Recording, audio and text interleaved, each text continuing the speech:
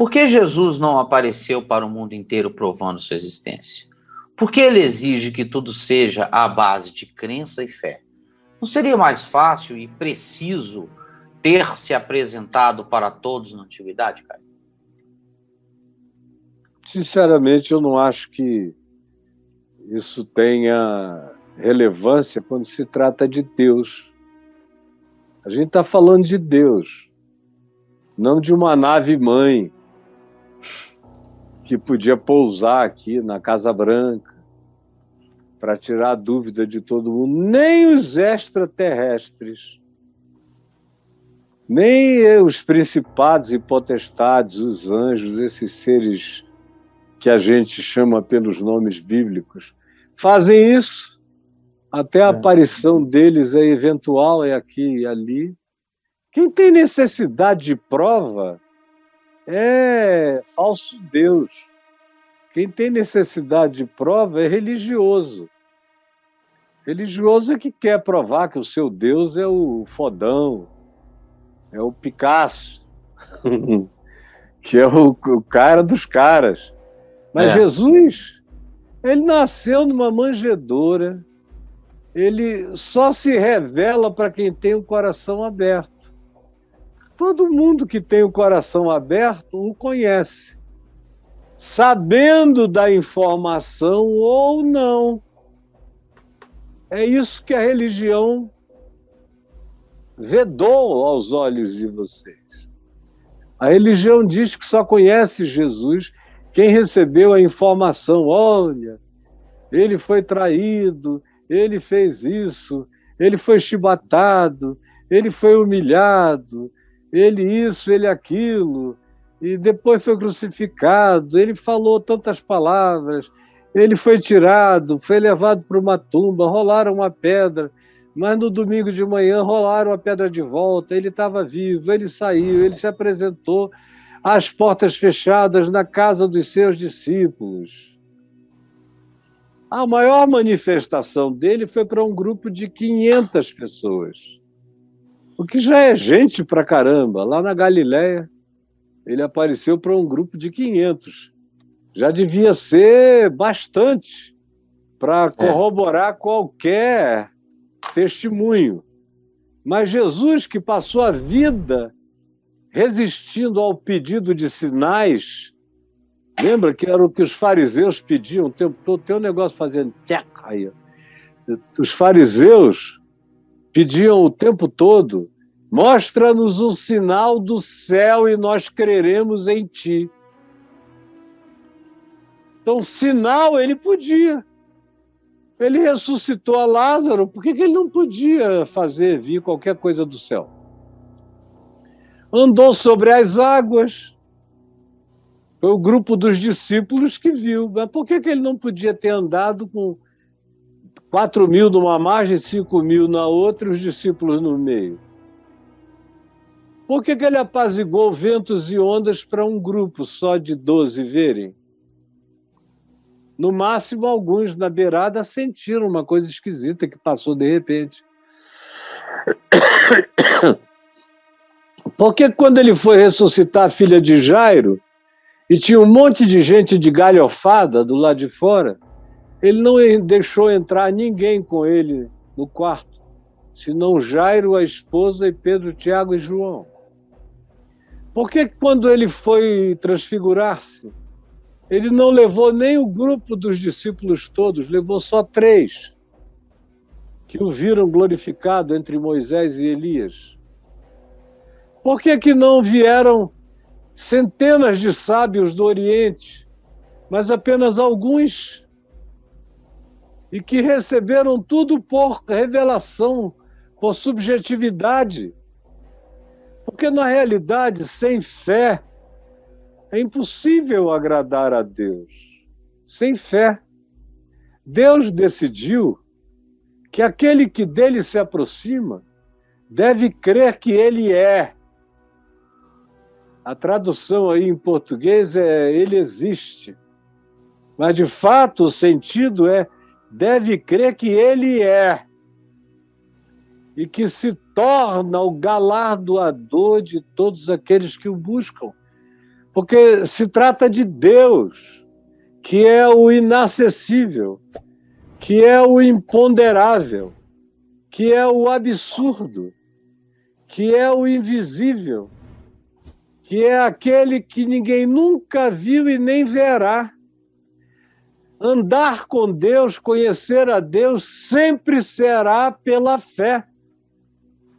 Não necessariamente pelo conjunto da informação que os cristãos do cristianismo vendem como sendo uma espécie de caminho de evangelização gnóstica de Cristo. Quem não souber essa informação secreta para o resto do mundo está perdido. Mas Jesus continua se revelando a quem quer, a quem não quer. Cleopas e o amigo estavam andando de Jerusalém para Emaús, discutindo sobre Jesus. Jesus se apresentou, andou com eles 13 a 15 quilômetros, sem dizer, olha, muito prazer, sou eu, Jesus, vocês estão falando de mim. Não. Nenhuma necessidade. No final é que os caras discerniram quando ele entrou para ficar a pedido deles, senão ele teria ido adiante, teria deixado-os só com a palavra ardendo no coração, mas foi só quando eles imploraram, entra, fica conosco, o dia já declina. E ele partiu o pão e deu graças a que os olhos deles se abriram e eles viram. A mesma coisa com vários outros. Jesus não tem nenhuma preocupação com esse negócio de direito autoral. Quando começaram a expulsar demônios, em nome dele, está lá em Marcos 9, Lucas 9, e os discípulos vieram e proibiram o cara que estava expulsando demônios em nome de Jesus, e a alegação é porque ele não andava conosco, não era do nosso grupo, da nossa denominação apostólica, nós o proibimos. Eles disseram a Jesus. Jesus disse, que é isso? Não lhe proibais, porque quem não é contra vocês já está em favor de vocês. Quem não está trabalhando contra já está em favor. Não atrapalhem a vida. Além do que, ele é Deus, as suas palavras se fazem ouvir até os confins da terra. Esse negócio de dizer, por que ele não se manifestou a todos para não restar dúvida? Não resta dúvida para você, para crente como você, que não admite crer em alguém que você crê sozinho. Crê pela fé. Eu, por exemplo, não preciso de nada. Eu levei um tapa, cara, com pegada assim de garra de Jesus. O tapa que ele deu em mim, ó, me rasgou todinho. Que eu creio em Jesus sabendo dele. Eu sei quem é Jesus, eu não tenho nenhuma dúvida. Tenho riqueza de firme convicção de entendimento. E sem fé é impossível agradar a Deus. É por isso que aqueles discípulos de Jesus só se tornaram de fato homens de fé depois que deixaram de ver a Jesus. Enquanto eles viam a Jesus, eram homens de pequena fé. Porque a visibilização não trabalha em favor da fé. É o invisível que trabalha em favor da fé, porque a fé é a certeza das coisas que se esperam, que não se manifestaram, e a firme convicção de coisas invisíveis. Aí você, sem ser pela fé, ninguém acessa a Deus nem vendo. Nem vendo. Olha só, os soldados romanos que foram colocados à porta da tumba de Jesus, com aquele selo romano fechando a tumba, para ninguém ir lá, nem chegar perto, nem invadir, nem coisa alguma, viram quando anjos desceram do céu, e olha só o cenário, hein? Houve um terremoto, anjos desceram do céu em forma de relâmpago. Imagina aqueles seres, aqueles relâmpagos, com braço, com perna, aqueles relâmpagos muito doidos, com aquelas caras indizíveis, aqueles olhos. Rodaram a pedra e se assentaram os relâmpagos sobre ela e perguntaram: por que buscais entre os mortos aquele que vive? Ele não está aqui. Ressuscitou, como havia dito. E o que é que aconteceu com os guardas? Tem alguma narrativa que dizia os guardas, saindo dali, procuraram os apóstolos, choraram, pediram para ser batizados, se converteram. Não, nenhuma narrativa sobre eles. Talvez não tenha acontecido nada. Talvez eles tenham ficado só assombrados para o resto da vida. Talvez alguns deles tenham pirado e dito: não, eu não trabalho mais para nada assim, porque sei lá o que pode acontecer. O centurião romano ao pé da cruz, que quando viu o terremoto, o sol escurecer, e Jesus dizer: Deus meu, por que me desamparaste? Nas tuas mãos eu entrego o meu espírito. E tudo tremendo em volta, tudo escuro, aquela coisa escatológica.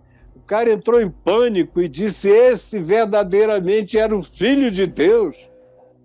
Mas não se diz, então, ele saindo dali, procurou a Maria e aos apóstolos e se converteu. Não se diz nada, absolutamente nada. Não se fala nada sobre a mulher de Pilatos, que na véspera da morte de Jesus sonhou com ele coisas espantosas que a deixaram tão apavorada que ela procurou, mandou um recado a Pilatos na hora do julgamento, dizendo: não te envolvas com esse justo, porque hoje em sonho eu muito sofri por seu respeito. Aqueles guardas que foram mandados pelo Sinédrio para prenderem a Jesus no templo e o levarem manietado, e quando chegaram lá estava a multidão parada ouvindo Jesus falar, e eles ouviram um pouquinho e não conseguiram fazer nada. Jesus falou tudo o que quis e eles não fizeram nada. Voltaram para o Sinédrio disse: cadê ele? E eles disseram: olha, não deu para a gente pegar, nem tivemos coragem de chegar perto, porque ninguém jamais falou como este homem. As coisas de Deus, em toda a história de Deus, nunca foram feitas com essas aparições para não deixar dúvida. Todo aquele que bate, a esse abrir-se-lhe-á. Todo aquele que busca, encontra. Todo aquele que pede, recebe. É todo aquele.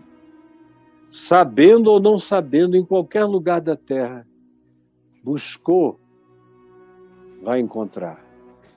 Pediu, Senhor, Deus, ou só como meu pai, que era agnóstico. E eu nasci, ele me pegou e me levantou aos céus.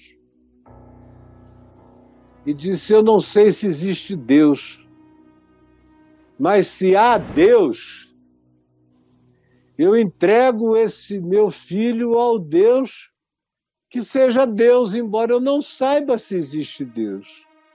Mas se há Deus, eu te entrego, que ele seja teu e que ele viva para a tua palavra. E eu só vim a saber disso no dia que eu estava sendo levado para ser ordenado pastor presbiteriano. Antes disso, ele nunca me contou, nem depois de se converter, nem depois de eu me converter, porque ele não queria me influenciar com nada. Com nada. Então, meu filho, essa questão faz parte da tua imaturidade infantil, pagã, que quer pegar nas coisas, que gostaria que houvesse um pedaço da cruz, o santo sudário, que tivessem guardado a pedra que fechou a tumba da ressurreição, que os linhos que envolveram Jesus estivessem guardados, ocos, até o dia de hoje, no Museu da Ressurreição dos Mortos, numa coisa assim.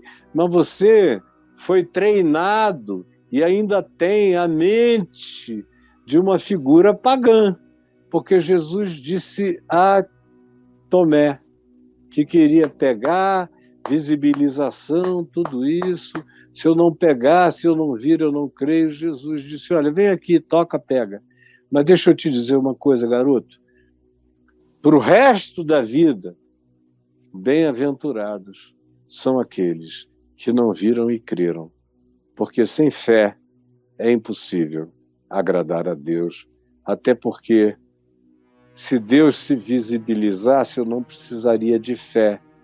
E Paulo diz que a gente é salvo na esperança, porque se nós víssemos o que nós cremos, não decorreria da fé, mas das visibilizações, que nada mais são do que constatações de uma sensorialidade apequenada e pagã, que é boa para a constatação de ídolos, mas não daquele que é invisível, absoluto, absurdo, imponderável, indisponível, santo, santo, santo, que ninguém nunca viu e nem verá, mas que se revela como quer, quando quer, aonde quer, sem precisar que ninguém leve a mensagem pela mão.